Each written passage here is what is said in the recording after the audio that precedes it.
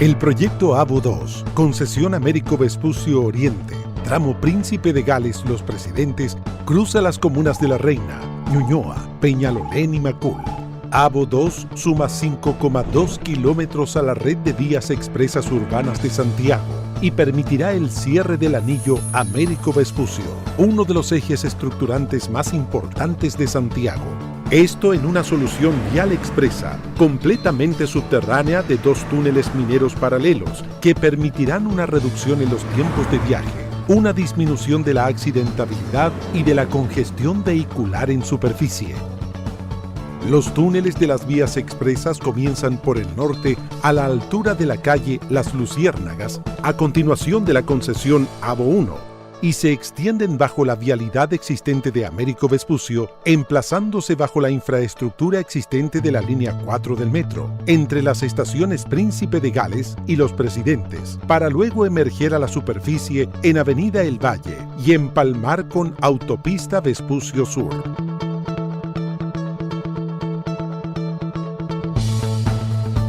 Para conectar con la vialidad local de superficie, la autopista considera 6 ramales de entrada y salida, construidos principalmente en túneles mineros que se conectarán a la superficie mediante trincheras.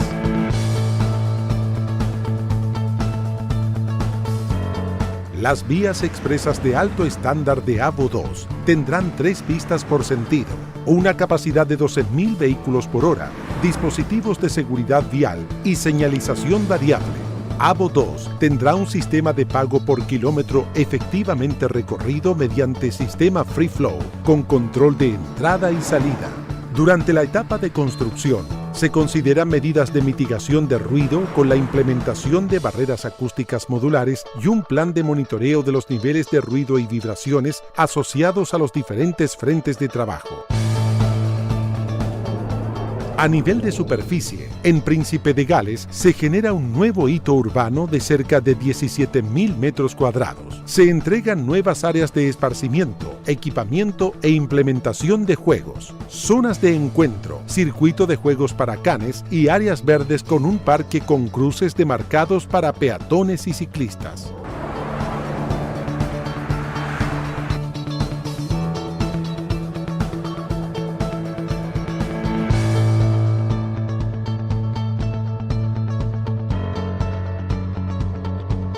Siguiendo el trazado en superficie, entre Tobalaba y Rotonda Grecia, se produce una remodelación vial y urbana completa de Avenida Osa y Américo Vespucio, con 2 calzadas de 3 pistas cada una vía exclusiva para el transporte público en las calzadas derechas de ambos sentidos, y una ciclovía mayoritariamente unidireccional a nivel de calzada a ambos costados del nuevo bandejón central y que se va interconectando con las ciclovías existentes y proyectadas en las calles transversales.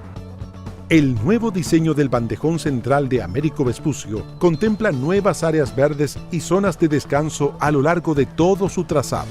También se habilitarán plazas de barrio y de bolsillo en todo el tramo hasta Rotonda Grecia, que se integrarán en superficie con un nuevo proyecto de paisajismo, el que considera nuevas áreas verdes y mobiliario urbano. A la altura de Plaza Egaña, se construirá otro hito urbano de cerca de 1.800 metros cuadrados con nuevas plazas, paisajismo y pavimentos que se integran hasta la esquina suroriente de la calle Ernesto Evia. Avanzando hacia el sur, por el lado poniente de Américo Vespucio, y como ejemplo de uno de los ramales de entrada a los túneles de las vías expresas, se emplazará, contiguo al bandejón central, el nuevo ramal Blest-Gana, que permite el ingreso al túnel en dirección al sur. El tercer hito urbano es la Rotonda Grecia, que contempla una gran transformación. Se desarma el viaducto Grecia Poniente, lo que permite mejorar la iluminación natural al interior de la rotonda, y se habilita el viaducto Oriente en doble sentido. Se incorpora una nueva ciclovía unidireccional en todo el perímetro de la Rotonda Grecia, interconectándose con la ciclovía existente. Al interior de la rotonda Se potenciará el carácter de espacio público con la integración de 2 edificios multiuso, nuevas áreas verdes y mobiliario urbano, incluyendo una plaza anfiteatro hundida e infraestructura para futuros locales comerciales, además de una conexión directa y subterránea para los peatones hacia el Parque Los Presidentes. A continuación de la Rotonda Grecia, y dado que el flujo expreso continúa en túneles mineros, se crea un cuarto hito urbano: el nuevo Parque Los Presidentes, que recupera para espacio público casi 13.000 metros cuadrados del bandejón central de Américo Vespucio. Se construye un gran parque de uso público, con mobiliario urbano, juegos infantiles, áreas de ejercicio y de esparcimiento, skatepark, zona de picnic, espejos de agua, baños públicos, todo con accesos y circulaciones peatonales de accesibilidad universal y ciclovía. Para mantener la continuidad del parque hasta Avenida El Valle, se contempla una pasarela peatonal sobre la vía que une el Viaducto Oriente y la calle local Poniente. Al sur de este parque se suma una nueva conexión a nivel, un puente que comunica la calle Avenida El Valle con la calle de servicio Poniente de Américo Vespucio con dirección al sur, conectando con Autopista Vespucio Sur. Las operaciones de los túneles de las vías expresas AVO 2 se realizarán desde un edificio de control ubicado a la altura de la calle Eduardo Castillo Velasco, donde se realizará la atención de usuarios y operará la base de emergencias de las vías expresas. Así, la nueva infraestructura que entrega el proyecto AVO 2 no solo reducirá en forma importante los tiempos de viaje y la congestión de superficie, también sumará nuevas áreas verdes, generará nuevos espacios públicos que mejorarán el entorno e incorporará ciclovías a nivel de calzada en el eje de Américo Vespucio como un medio alternativo y sustentable de transporte, favoreciendo así no solo la calidad de vida de las 4 comunas por las que cruza, sino también la de los habitantes de todo Santiago.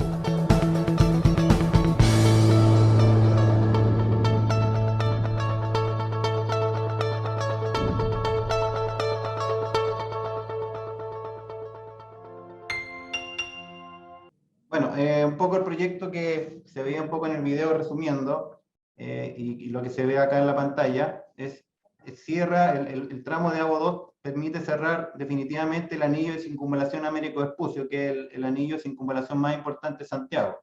Solamente faltaba este tramo, que es el tramo de 5,2 kilómetros, que corresponde al proyecto que vamos a dar a conocer ahora, ¿ya? Como se decía, son 2 túneles de 5,2 kilómetros y que van prácticamente en una media a 40 metros de profundidad. Una de las características y uno de los desafíos más importantes es que estos 2 túneles se van a construir en forma paralela a los túneles existentes de la línea de metro, la línea 4. Aquí en este perfil se puede ver dónde está emplazado hoy día la línea 4, en el eje de Américo Vespucio, y nuestros túneles van paralelos y por debajo de esta zona del metro de la línea 4. Acá también se ven en una planta las diferentes entradas y salidas que van a tener la autopista, tanto con dirección al sur como con dirección al norte. Y obviamente son los puntos donde se generan las frentes de ataque para la excavación, a diferencia de cómo se construye normalmente metros subterráneos que se atacan normalmente por piques verticales. Acá tenemos la posibilidad de ingresar por las mismas zonas donde van a ingresar o van a salir los vehículos para generar la frente de excavación. Acá tenemos un perfil estratigráfico después de varios estudios que se hicieron de la mecánica de suelo. Se ve prioritariamente lo que existe en Santiago de Chile, que son gravas de primera y segunda depositación. Si ustedes se ven, acá se ve el perfil longitudinal del túnel y se ve que principalmente en la zona los primeros 2,5 kilómetros, van emplazados en la primera depositación de gravas, que es una grava muy buena, muy consolidada que tenemos en Santiago y que prácticamente nos ha permitido hacer varias líneas de metro y ahora hacer esta incursión en lo que son autopistas urbanas.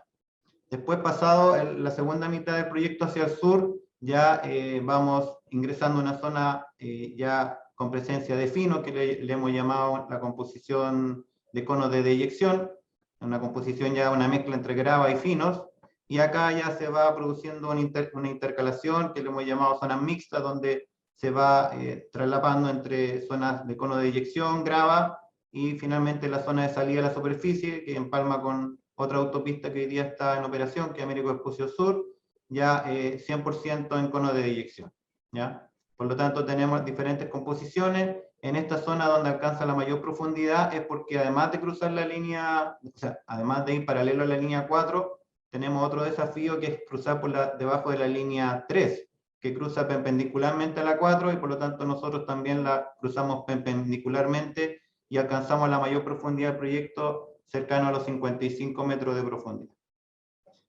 También hicimos un estudio hidrogeológico potente que también era parte de lo que nos exigía el estudio de impacto ambiental, y como se puede ver en este perfil, afortunadamente el trazado del túnel está muy por sobre la zona, digamos, de la napa freática existente en el acuífero de Santiago Central, que se denomina en esta zona. Si se ven en la zona, digamos, del extremo más norte estamos a 85 metros y en el tramo más sur estamos mucho más lejos porque nuestro túnel obviamente va saliendo a la superficie. Así que por lo tanto los diseños no han considerado sus presiones en su desarrollo.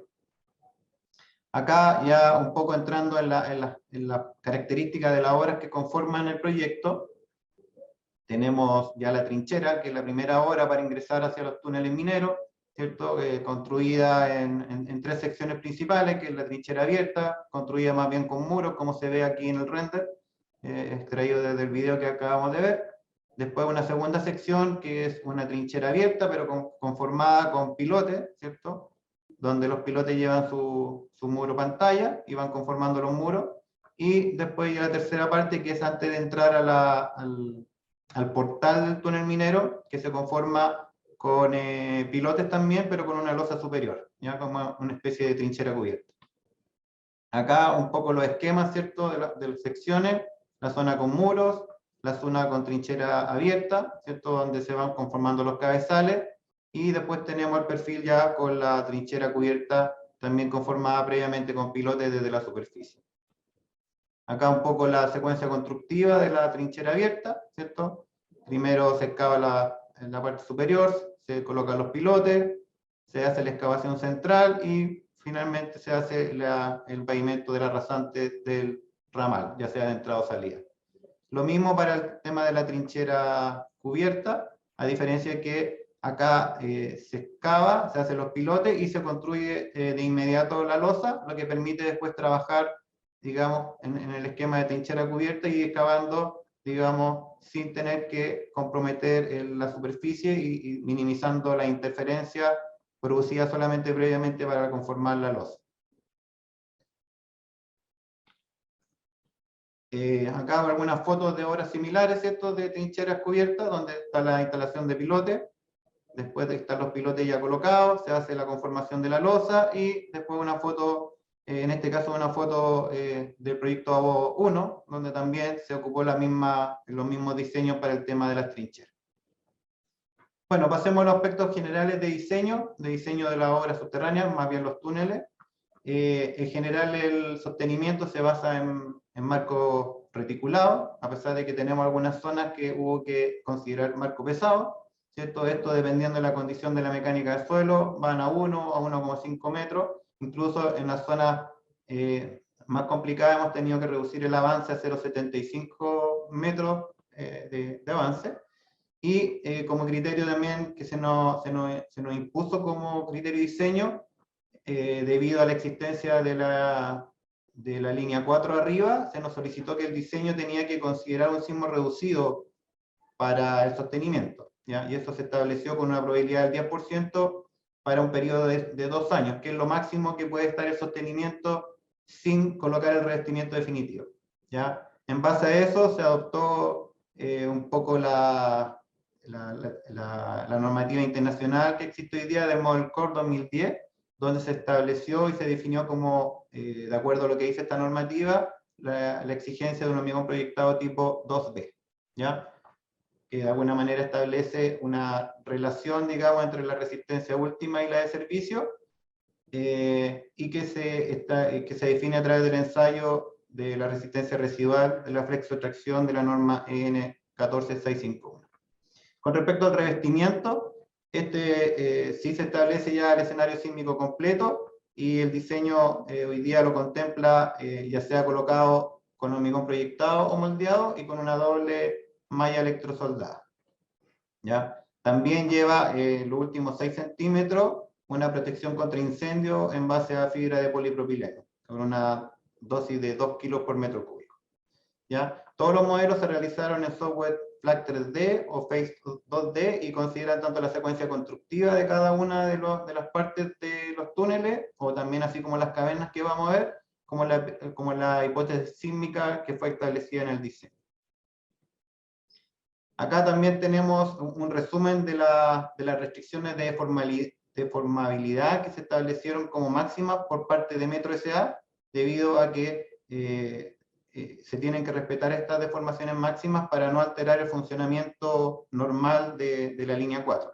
Ya como se ve, hay una exigencia en sentido longitudinal de que no se puede haber una deformación más de 1 milímetro metro, que es bastante exigente. No se pueden haber curvas de radio mayores a 2500, y la otra exigencia también que nos ha condicionado, y que es la que ha acondicionado más el diseño, tiene que ver con la deformación en sentido transversal, digamos, porque puede haber una deformación entre riel y riel de la zona de los túneles de metro, y eso no puede exceder en este caso de 2 milímetros. Aquí coloqué alguna de las fichas extraídas de los modelos 3D. Como se ve que en el sentido longitudinal estamos bastante lejos. Acá también no hay problema con las curvas de radios mayores, y en este caso también en las zonas transversales.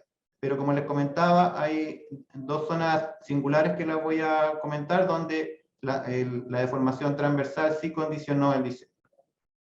También hubieron restricciones desde el punto de vista de distancias mínimas a lo que son la infraestructura existente de metro. Acá podemos ver que está la línea 4, y se nos exigió que teníamos que tener una distancia mínima a los túneles principales, a los túneles expresos, de 10 metros, y en el caso de la distancia mínima a los ramales de acceso-salida, de 6 metros. ¿Ya? Y también restricciones entre la distancia mínima entre los túneles de AVO 2.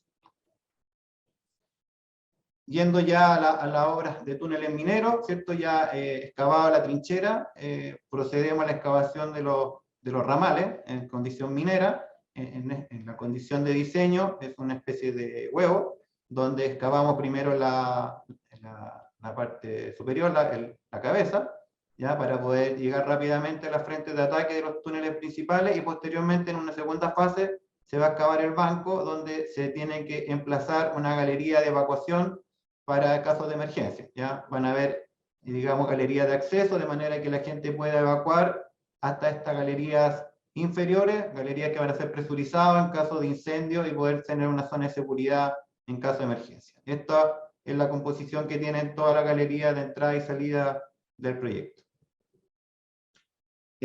Avanzando por los mismos ramales, llegamos, ¿cierto?, al eje de los túneles principales, que le hemos llamado la condición de las cavernas, digamos que es la zona donde tenemos las mayores secciones, que llegan hasta 17,5 metros de ancho, y las cavernas varían entre 103 y 136 metros de longitud. ¿Ya? En estas cavernas se conforman de 4 hasta 5 carriles, porque es donde se producen las pistas de aceleración o desaceleración para empalmar entre los ramales y los túneles principales expresos. ¿Ya? El proyecto considera 5 cavernas, y obviamente son una de las singularidades más relevantes en cuanto a secuencias constructivas. Acá tenemos un esquema de una caverna tipo. Debido a las condiciones de deformabilidad máxima, tenemos aquí que hacer previamente al encuentro entre el ramal y el túnel expreso, tenemos que hacer un refuerzo acá con pilotes, que se va a hacer desde la superficie, de manera de mejorar la condición entre estos dos encuentros. ¿Ya? Eso porque además estábamos en una condición más cercana a la que se había impuesto como distancia mínima. ¿Ya? Por lo tanto, este refuerzo es necesario para asegurar que las deformabilidades del túnel expreso respeten las exigencias establecidas por Metro S.A. Acá un esquema de las secuencias constructivas, tanto para la caverna en grava, que tiene estimado un avance de 1 metro, Y en el caso de los conos de deyección, que también en la caverna de cono de deyección, tenemos una condición de avance de 0,75 metros. Acá un resumen de la secuencia constructiva de las cavernas. Entramos por los ramales, entramos en una sección controlada, después nos vamos extendiendo, ¿cierto? Después extendemos hacia la frente de ataque de manera de lograr llegar rápidamente y liberar el avance del túnel expreso, y ahí se produce un retorno a través del otro lado de la caverna para completar su excavación, ¿ya? Aquí la idea es, como decía primero, recorrer toda una de las secciones de la caverna, llegar al otro extremo, permitir que avance la frente de excavación del túnel expreso y después completar la caverna. ¿Ya? Aquí tenemos la siguiente, ya llegando al otro extremo, se hace la parte central de la caverna, que se ve también acá en los esquemas, en cuanto a la zona de banco, ¿ya? También una secuencia similar, entrando de un extremo a otro y saliendo en sentido inverso. Ya excavada la caverna, ya podemos activar las frentes de excavación de los túneles expresos, ¿cierto? Que tienen los 3 sentidos por calzada. Acá tenemos la sección más simple, que es la zona en grava, que afortunadamente es prima en la parte, en la mitad norte del proyecto, y por lo tanto se excava en 2 secciones y con un avance estimado en 1,25, el pase de avance, ¿ya? Con marco reticulado y secciones de hormigón proyectado para sostenimiento, primero un sello de 5 centímetros y hormigón de sostenimiento de un espesor de 25 centímetros con fibra metálica. Acá tenemos ya una condición del mismo túnel expreso, pero en condición de cono de deyección, ¿no? Una condición de suelo menos favorable, y por lo tanto acá el pase va variando, porque tenemos zonas, digamos, con mejor composición, y también dependiendo si vamos en 3 o 4 pistas. ¿Ya? Aquí sí se requiere cerrar la contrabóveda, de manera de asegurar las deformaciones. También considera acá el marco con un diseño de pata elefante, para poder asegurar que se respeten las máximas deformaciones en la zona superior, y de esa manera no afectar el funcionamiento de la línea 4 de metro. Acá un poco más detallada la secuencia constructiva de la zona de cono de eyección, que obviamente ya es mucho más compleja que las gravas, que solamente tienen 2 fases. Acá tenemos 3 fases en caverna, ¿cierto? Partiendo por el centro, después los laterales, siempre manteniendo un mínimo de fase de 15 metros, tal como se ve acá en la planta y como se ve acá en el 3D. Y lo mismo después pasando a la sección en banco, excavando el central, y después los laterales, siempre manteniendo también un desfase de 15 metros. ¿Ya? Acá el sostenimiento, a diferencia de la grava, el espesor aumenta a 30 centímetros y siempre reforzado el hormigón proyectado con fibra metálica. Acá es una imagen extraída desde el modelo BIM, que también en este proyecto se implementó el modelo BIM como uno de los primeros proyectos, en este caso no lineales, que no son fáciles de modelar, pero esta imagen la he mostrado para ver el cruce de los 2 túneles de AO2 bajo la línea 3 de metro, y acá también se ve la línea 4 de metro paralela a nuestros túneles. Como se ve en esta zona, además, como es un eje importante de Santiago, coincide con los túneles estación, por lo tanto son túneles de mayor, tanto el túnel de la línea 4, tenemos la estación de línea 4 y la estación de línea 3. ¿Ya? Cuando se construyó la línea 3, que fue hace unos 3, 4 años terminó su construcción, Metro sí consideró un refuerzo, una losa de refuerzo para, digamos, limitar las deformaciones en este sector cuando nosotros crucemos. Acá también un poco la vista, se ve la línea 4, y aquí se ve la línea 3, que nosotros estamos cruzando perpendicularmente, y como les decía, una profundidad más o menos de 55 metros. ¿Ya? Y la distancia mínima entre la parte inferior de línea 3 y nuestra clave son de 7 metros. Acá tenemos una de las singularidades, que es justamente lo que les comentaba, este cruce bajo la línea 3 de metro. Ahí se había permitido, por el refuerzo que había hecho Metro en los túneles de esta losa de refuerzo, se había permitido pasar a una distancia mínima de 3 metros, pero nosotros decidimos pasar a una distancia con mayor seguridad de 7, pero el tema de las deformaciones, sobre todo, como les comentaba, las deformaciones transversales, nos exigió reforzar el método constructivo. Por lo tanto, acá tenemos que pasar con 2 galerías reforzadas lateralmente, reforzadas en forma muy fuerte, de manera de darle un apoyo al cierre, como se ve acá en la etapa 3, al cierre de la cabeza, y una vez que ya podemos tener esta sección, ya excavar en la parte final central y demoler los temporales que se ven acá, ¿ya? Esto es la única forma que pudimos en los modelos 3D de garantizar las deformaciones. Y esto también sí requiere el uso de marco pesado y chapas Bernol para conformar las galerías reforzadas laterales. Y como se ve también, un hormigón proyectado de un espesor de 60 centímetros. La otra zona singular es cuando ya vamos saliendo a la superficie, ¿ya? Cuando ya vamos saliendo a la superficie, en el caso de Metro, también va saliendo a la superficie, por lo tanto nos encontramos en una zona muy cercana, como también se alcanza a ver aquí en el modelo PIM. Tenemos nuestros túneles que van a estar muy cercanos al cajón de Metro. Aquí ya Metro no va en túnel, sino que va en un cajón construido en forma excavación abierta. Y acá también nos vimos la necesidad de reforzar con micropilotes la zona existente entre la estructura de Metro y nuestros futuros túneles mineros, ¿ya? Es una pantalla también, doble pantalla de micropilote, con diámetro de 203 milímetros y que va también a medio metro de distancia, por lo tanto van bastante reforzando toda la zona entre ellos, de manera que aquí también condicionó el diseño la deformación transversal, digamos. Este cajón tendría a girar y por lo tanto para evitar ese giro hubo que reforzar con micropilotes en la zona entre los túneles.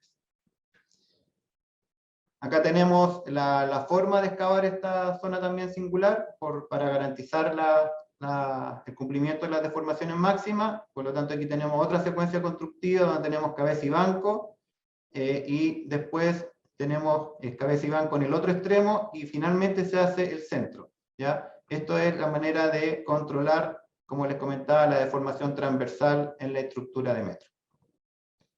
También acá se va a usar marco pesado y en este caso sí no es necesario la chapa perno, sino que se ocupa malla AGMA como refuerzo y también el hormigón proyectado con fibra metálica. Acá algunas fotos para los que no conozcan este tipo de excavación en NATM, ¿cierto? Acá una sección similar en grava, donde tenemos las dos secciones con el apoyo temporal al centro. Acá lo mismo, mirado desde uno de los sectores de avance. Acá una condición muy parecida a lo que veíamos en los conos de eyección, ¿cierto? Donde tenemos 3 secciones en cabeza. Y acá también se ve una fase donde se empieza a demoler el apoyo temporal de las diferentes secciones. Acá también otras fotos ya más avanzadas, ¿cierto? En zonas de grava con 2 secciones y la excavación en banco en las 3 secciones inferiores. Muy similar a lo que esperamos tener en AO2. Ahora paso a 2 singularidades también que tiene este proyecto. El proyecto AO1 fue construido en la sección más sur, que es donde nosotros empalmamos con AO2, con una sección que se ha denominado túnel híbrido, ¿ya? Es un túnel minero en la parte de arriba, que abajo lleva una sección tipo trinchera cubierta, donde de alguna manera, una vez construido el túnel minero, se construye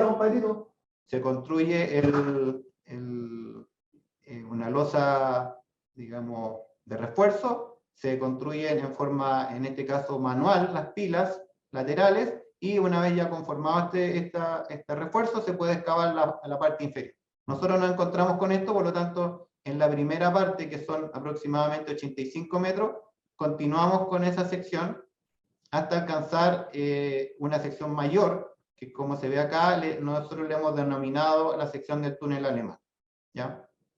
Ahora voy a pasar un poco a explicar estas diferentes secciones. Acá nosotros nos encontramos empalmando con AO1 en esta zona, y tenemos que empezar a separar, como mostraba en la anterior, tenemos que empezar a separar, digamos, los túneles que están uno sobre otro, para terminar separándolos y quedar los túneles paralelos. Aquí se ven ya que están paralelos, y después quedan a la misma cota. Por lo tanto, la etapa de transición se produce a través de este túnel híbrido que se va extendiendo en su sección, hasta llegar a la zona que nosotros denominamos túnel alemán.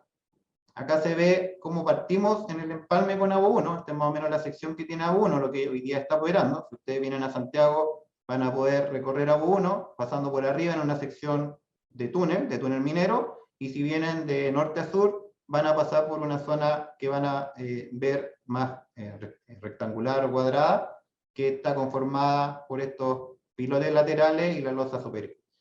Nosotros, como tenemos que separar, tenemos que ir extendiendo esta sección del túnel minero para ir logrando la separación de los túneles. Por lo tanto, llegamos a esta sección ya bastante importante, casi 200 metros cuadrados, donde ya, de acuerdo a nuestros cálculos y considerando la mecánica de suelo existente, ya no podemos seguir en método NATM, y por lo tanto hemos implementado el método del túnel alemán, pero le hemos llamado túnel alemán modificado, por lo que voy a explicar ahora. Bueno, aquí un poco la secuencia constructiva de la sección del híbrido, ¿cierto? Al principio tenemos solamente 2 secciones, y a medida que lo vamos ampliando la sección, tenemos que llegar a excavar en 3 secciones, la central y las laterales.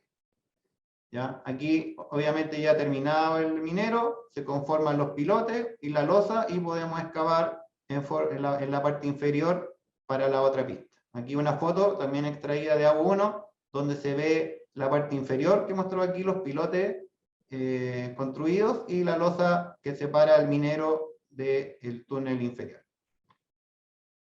Aquí una secuencia constructiva también, porque este método es similar a lo ocupado en ABO1, donde se ve el túnel minero terminando, después las personas haciendo las pilas laterales, se ve hecha la losa acá, y después ya la excavación del túnel inferior, donde se ve la losa y ya conformado el muro pantalla entre los pilotes que fueron excavados desde la zona del minero.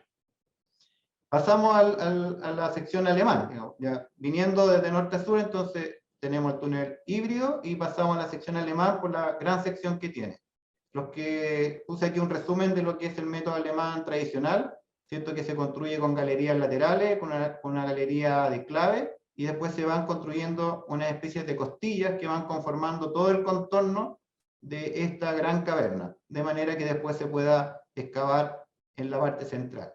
La variación que hicimos nosotros, que en vez de hacer galerías, lo que hicimos fue construir o conformar estas galerías con grandes pilotes construidos desde la superficie, ¿ya? O sea, excavamos estos pilotes, acá hacemos la enfierradura y el hormigonado de los pilotes, que conforman finalmente las paredes de esta gran caverna.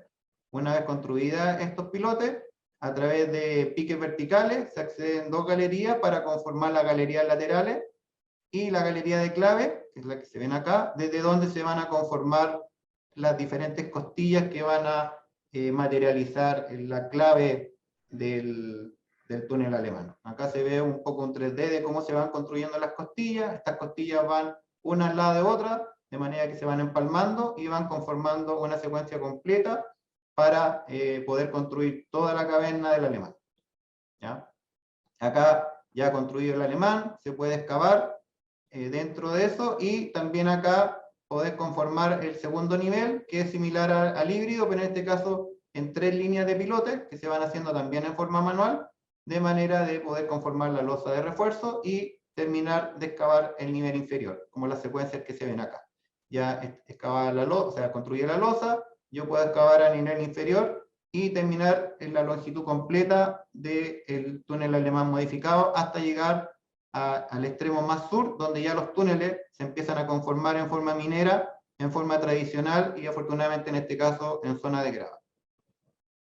Acá un resumen de todo lo que son los diseños, un poco el resumen en grava, en mixtos y en conos de eyección para 3, 4 carriles, las zonas de caverna, las zonas también del túnel híbrido, y se ve un resumen de los espesores de sostenimiento, revestimiento y los marcos que se han utilizado para los diferentes tramos. Uno de los aspectos también importantes que quería resaltar es el plan de monitoreo de las obras. tal como le he planteado, existe una gran desafío, que es asegurar que las deformaciones que se van a tener durante la construcción respeten, digamos, las deformaciones máximas que ha impuesto Metro S.A., de manera de no alterar la operación de esta línea tan importante para el funcionamiento diario de Santiago. Por lo tanto, hay una campaña importante de instalación de instrumentación, tanto en superficie como en las obras de metro, y también así en las edificaciones que colindan al eje de Américo Vespucio, edificios y otro tipo de estructuras relevantes que van a ser monitoreadas permanentemente mientras se estén realizando actividades de excavación en su cercanía, ¿ya? Acá un resumen de toda la instrumentación. Tenemos extensómetros incrementales para los sectores críticos, como las zonas de caverna, fundaciones de estructuras importantes como puentes que existen en superficie o canales, etc. Todos los edificios también van a tener pernos de nivelación, estructuras de metro también van a tener pernos de nivelación, los edificios más altos van a ser instalados clinómetros, y también en las estructuras relevantes como los canales de riego, tenemos unos viaductos en superficie que también van a ser monitoreados mientras estemos pasando por abajo, secciones de convergencia como es tradicional en los túneles que van a ser excavados de AO2, tenemos inclinómetros también en las obras que son las obras verticales, porque este túnel, por ser una autopista, también necesita un sistema de ventilación, por lo tanto también tiene piques de ventilación, y la excavación de esos piques también van a ser monitoreados. Y en cuanto a metro, existe un sistema especial para los túneles de metro, que son estaciones robotizadas, que voy a mostrar un poco más en detalle adelante, y cadenas MEMS para verificar las deformaciones longitudinales, sobre todo en los cruces que hacemos con la línea 3 y 4, y en zonas donde hay aparatos de vías, que son zonas singulares importantes para Metro S.A. Bueno, en superficie también se van a medir a través de arquetas de subsidente las deformaciones, para ir comparándola con las secciones que fueron extraídas de los modelos estructurales 3D. Acá, como les decía, este es el túnel existente de Metro, y Metro nos ha solicitado que podamos monitorear en forma permanente las deformaciones de esos túneles mientras estemos cavando debajo de ellos, y acá van a haber prismas instalados en la parte inferior, de manera de poder controlar la deformación transversal, y también van a haber prismas en la zona de la clave del túnel, y obviamente estos van a estar acá colocados cada 20 metros, cada una de las secciones, para también controlar la deformación longitudinal. Esto todo a través de una estación robotizada que va a estar permanentemente levantando la condición de cada uno de estos prismas, y a través de un sistema online vamos a poder ver cómo se está comportando durante toda la construcción, ¿ya? Acá también, bueno, las secciones típicas de convergencia en los túneles de excavación, obviamente en estos casos de la excavación de los túneles de AO2, ya sea en túneles de engrava, que son más sencillos, sin contrabóveda, y en los túneles que tienen que ver con los conos de deyección. Y para terminar, como les comentaba, este proyecto, por lo que hemos nosotros averiguado, es uno de los primeros proyectos, incluso a nivel mundial, que ha implementado una modelación BIM. Lo complicado de la tecnología o de esta metodología BIM es que no existen programas computacionales, por lo menos hasta el día de hoy, que permitan modelar un proyecto un proyecto lineal, como son túneles. Por lo tanto, tuvimos que usar diferentes tipos de software para poder ir entre ellos obteniendo la modelación completa, tanto de la estructura existente. En este caso hicimos un levantamiento láser de todas las estructuras de la línea 4 y línea 3 de metro, y ir modelando todas las futuras obras subterráneas del proyecto AO2. Entonces aquí les preparé un pequeño video que espero que se pueda ver, que va un poco recorriendo el modelo BIM. Se ve ahí todos los túneles, se ve también los túneles ya vestidos con su estructura de mantenimiento, se ven los piques verticales, los túneles de ventilación entre los túneles, que también son túneles para evacuar en caso de emergencia, que van cada 250 metros. Se ve ahí también la línea 4, que está arriba de nosotros, también con sus obras que son ventilaciones, galerías de acceso, estaciones, etc. El modelo lo que busca es poder representar toda la realidad, y que sirve de mucho para detectar interferencias, y esas interferencias poder resolverlas en la etapa de diseño, y no tener después problemas en la etapa de construcción, sobre todo también en lo que tiene que ver con los cambios de servicio, agua potable, digamos, líneas de gas y de comunicaciones y de energía, que también se van modelando acá de manera de ir detectando las interferencias y resolverlas antes de empezar la construcción de las obras definitivas. Eso sería, creo que estuve en el tiempo asignado.